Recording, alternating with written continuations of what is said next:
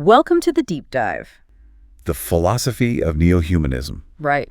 That focus on universal love, and I love this phrase, the liberation of intellect.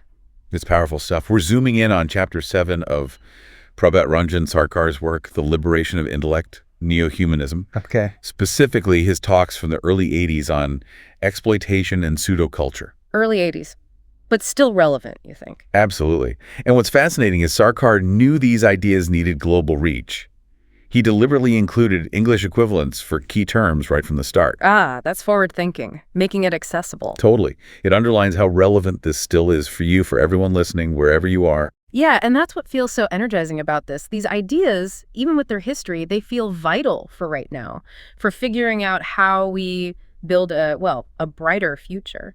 That's the mission, isn't it? Unpacking these concepts, seeing how they light the path toward a more optimistic, progressive way forward. Okay, so where do we start? What's the foundation? Well, let's start with a basic question Sarkar asks. What's the actual purpose of a theory? Any theory. Okay, what's his take? His answer is pretty direct. Its value, its only value, lies in whether it promotes the genuine welfare and the spiritual well-being of everyone. Everyone, wow, that's a demanding standard, a truly progressive way to measure any idea, really. It really is, no exceptions. And the core principle behind this is what he calls sama samaja tattva. Sama samaja tattva. Can you break that down a bit? Think of it as the essential foundation for any theory aiming for lasting good. Basically, it's about striving for a society where everyone has the chance to flourish. A society built for universal thriving. That feels incredibly relevant today with all the talk about equity and justice. Precisely. And Sarkar stresses that this requires balance, equilibrium between our inner world, our spiritual side, and how we engage with the outer material world. So it's not about rejecting the material world as some philosophies do, that idea of the world is illusion. Exactly. He cautions against that. Dismissing the material world. Well, it doesn't help us fix his problems, does it? True progress needs us to be fully engaged, practical even, with the realities we face. It's like practical idealism. Yeah, that makes sense. We can't just meditate our way out of injustice while ignoring what's happening outside. Right, and that connects to his call for vigilance. We need to be alert, discerning about the theories and ideas swirling around out there, especially those that are irrational or harmful. That definitely resonates. In this age of nonstop information, knowing how to spot what's actually helpful versus what's damaging, that's a key skill. Equipping ourselves. Definitely. And speaking of damaging things, Sarkar talks about something he calls the disease of dualism. Dualism, like good versus evil. Not quite in that sense. It's more about a harmful split, a disconnect between our inner thoughts and feelings and our outward actions and expressions. Ah, okay. Like hypocrisy. Sort of, yeah. But it's deeper. It creates this internal friction, this psychic static that holds us back.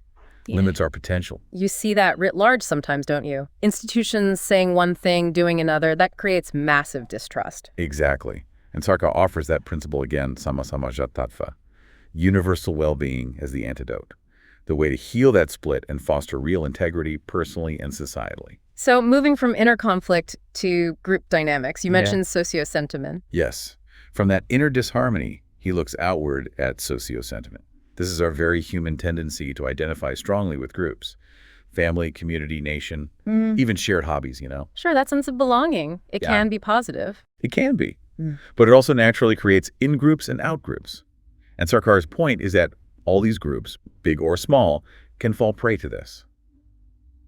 Well, he calls it a kind of psychic disease, a limited viewpoint. A kind of myopia, where loyalty trumps objectivity. Pretty much. Think about how fiercely people defend their own group, even when presented with, clear evidence of harm or wrongdoing. Right. That loyalty bond is incredibly strong. He uses this really striking analogy. Thieves congratulating each other after pulling off a heist. Their group bond totally blinds them to the ethics of it all. Oof. That really makes you examine your own loyalties, doesn't it? Where do they potentially blind us? It does. And here's a crucial insight. He points out how larger groups often criticize smaller groups for being narrow-minded, without realizing they might be operating with the exact same underlying bias, just on a bigger scale. Ah, interesting. So belonging to a bigger group doesn't automatically mean you're more enlightened or objective.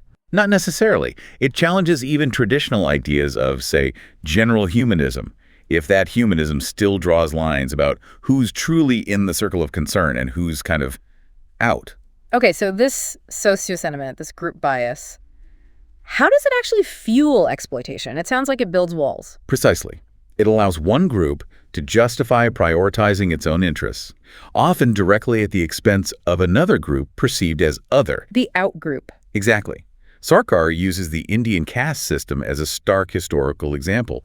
He shows how blame gets twisted, and how, disturbingly, even people within an exploited group might replicate similar exploitative dynamics on a smaller scale within their own circles. Wow. So these patterns can be really deeply embedded, almost self-replicating. Very much so. And this leads him to contrast two paths: the path of revolution, which aims to completely shatter these limiting structures, Radical change. versus the path of evolution, which is more about gradual adjustments, incrementalism. And he seems wary of just incremental change sometimes, like it might not be enough. That's definitely a takeaway. He suggests that sometimes tinkering around the edges just isn't sufficient to tackle deeply rooted inequalities. You might need more fundamental shifts in thinking. Then there's the fear of change itself. Yes, that reactionary fear. He tells this little story, an anecdote about a lady refusing tap water because the people working at the waterworks belonged to what she considered a lower caste. Good grief. Even with something as basic as water. It shows how deep these sentiments run, right? Acting as a powerful brake on progress, keeping old divisions alive.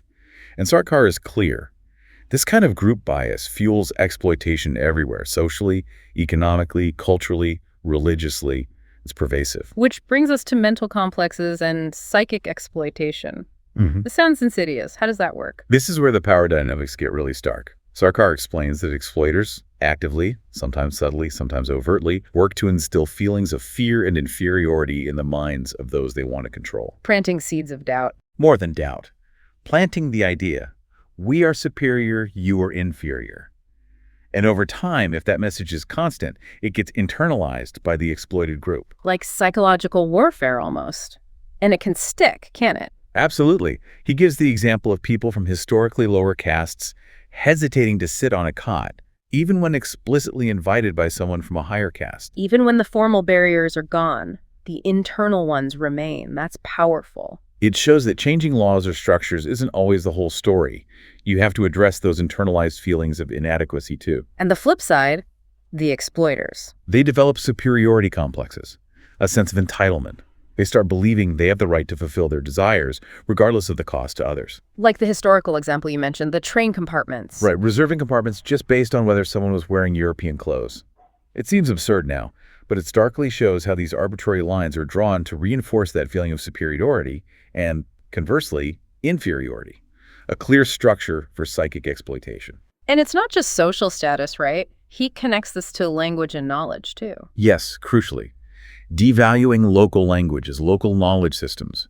Imagine someone fluent in, say, Sanskrit, a classical language, but being deemed uneducated in certain contexts simply because they don't speak English fluently. That happens all the time. Imposing the dominant group's standard as the only standard. Exactly.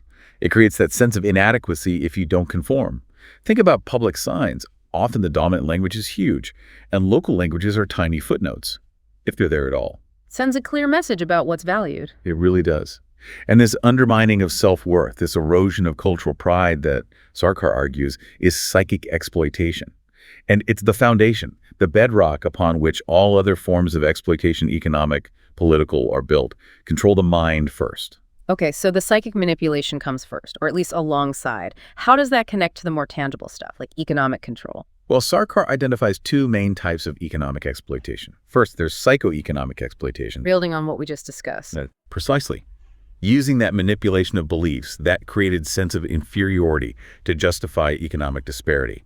And second, there's politico-economic exploitation, which is more about using raw power, force, political leverage. And the psychoeconomic part paves the way. Often, yes.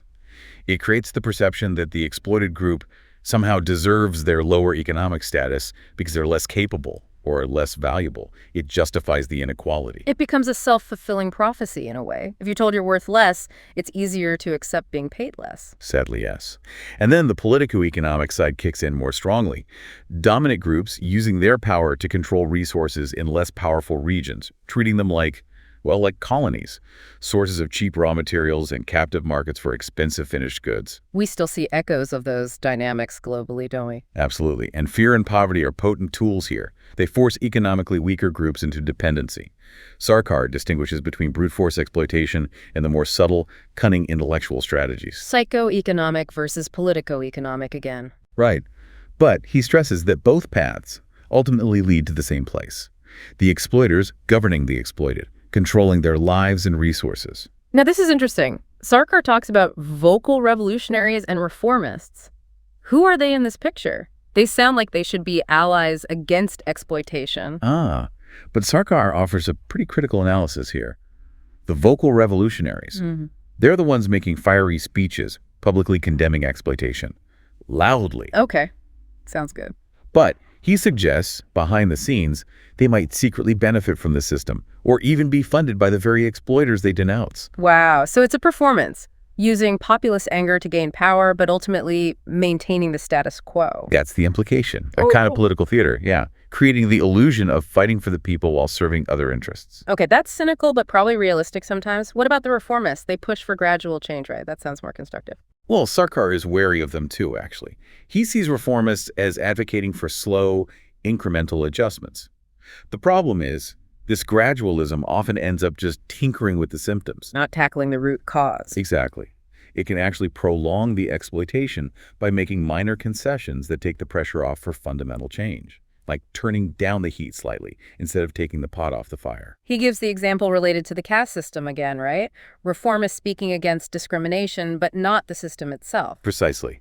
Condemning the obvious symptoms without challenging the underlying structure that produces those symptoms. So it's like treating a disease with painkillers instead of medicine that cures it. That's a good analogy. Sarkar argues these reformists, whether they're genuinely cautious or maybe protecting their own comfortable position, ultimately block real progress. And eventually, the exploited see through it and the reformists lose credibility. This paints a complex picture. If even the apparent opposition might be flawed, how does real change happen? How do people break free? It's challenging. Sarkar notes that when exploiters feel their popular support slipping, they often double down on bureaucracy. The state machinery, the rules and regulations become tools to maintain control, potentially leading to an oppressive oligarchy. Grim. But what's the way out? Knowledge, consciousness. He insists the path to liberation lies in awakening people's understanding, helping them grasp the whats, the whys, and the wheres of their situation. So education and critical thinking are key. Absolutely essential. Understanding the mechanics of exploitation is the first indispensable step toward dismantling it, which is why what you, the listener, are doing right now, seeking knowledge, is so vital. It's part of that awakening. That's empowering. Knowledge is the tool for liberation. Okay, let's shift focus slightly. How does religious exploitation fit into this framework? Sarkar sees a historical pattern where religions based on rigid, unquestionable dogmas have often been wielded as powerful tools for control and exploitation. Dogma being the key word there. Yes. He contrasts this with his idea of a universal Bhagavata Dharma, a spiritual path rooted in love and service, something that transcends narrow sectarian divides. And how does the exploitation work in a religious context? A common tactic, he explains, is for leaders to claim exclusive divine authority. Only I speak for God. This discourages any questioning, any critical thought, and instills fear of divine punishment if you step out of line. It's a very effective way to shut down dissent and maintain power, claiming a direct line to the ultimate authority. Hugely effective. And history shows countless conflicts fueled by these rigid, often contradictory dogmas. Meanwhile, he suggests, the leaders themselves were often busy pursuing very worldly power and wealth. He draws a parallel here too, doesn't he? Like economic satellites. Yes, a very sharp parallel. He talks about powerful religious or even secular groups creating religious satellite groups. Less powerful communities manipulated to serve the dominant group's interests, much like economic dependencies. So what's the antidote here, according to Sarkar? Again, awakening. Introducing people caught within these dogmatic systems to the more universal loving ideals of neo-humanism, showing them a different way. But he expects resistance. Oh, definitely. Especially from those who are deliberately using dogma for exploitation. But he's optimistic that they'll eventually lose their grip as people's consciousness expands. And like elsewhere, he points to wealthy backers. Yes, it's a recurring theme. Powerful interests funding religious exploitation to carve out their own spheres of influence and control. Same pattern, different domain. Which leads us finally to cultural exploitation. Sarkar uses this intriguing term, pseudo-culture. What's that about? He starts by defining true culture, the beautiful, subtle expressions of human life.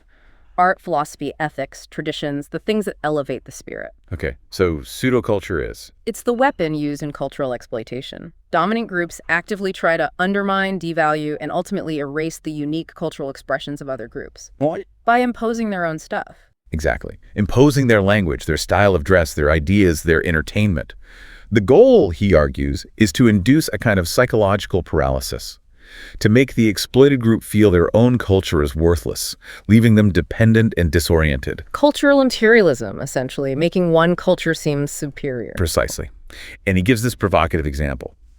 A wealthier group, maybe less culturally rich in a deep sense, might intentionally flood a more culturally vibrant community with, well, cruder, mass-produced forms of art. Certain kinds of films, maybe shallow drama. Why? To dumb them down. To degrade their tastes, yes. To weaken their connection to their own richer traditions.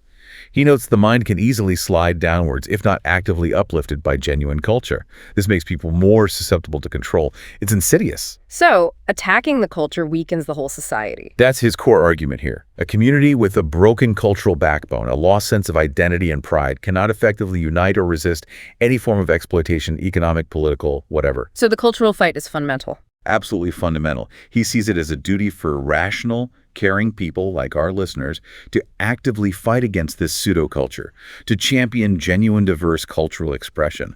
Because without cultural integrity, he believes, the other struggles are ultimately futile. It's about safeguarding the human spirit itself. Wow. Okay, as we wrap up this deep dive into Sarkar's ideas on exploitation and pseudo-culture, what are the main threads that really stand out to you now?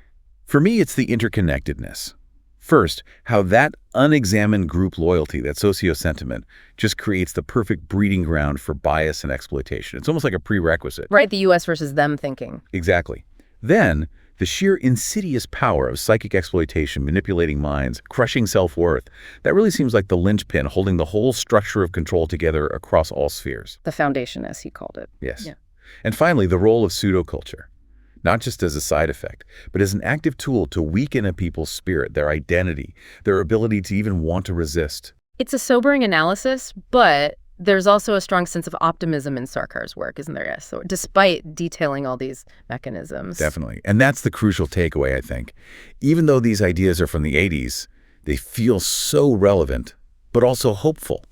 He consistently points towards the power we have. Through knowledge. Through knowledge, through critical thinking, and fundamentally, through cultivating that neo-humanistic commitment to universal well-being, love and concern for all.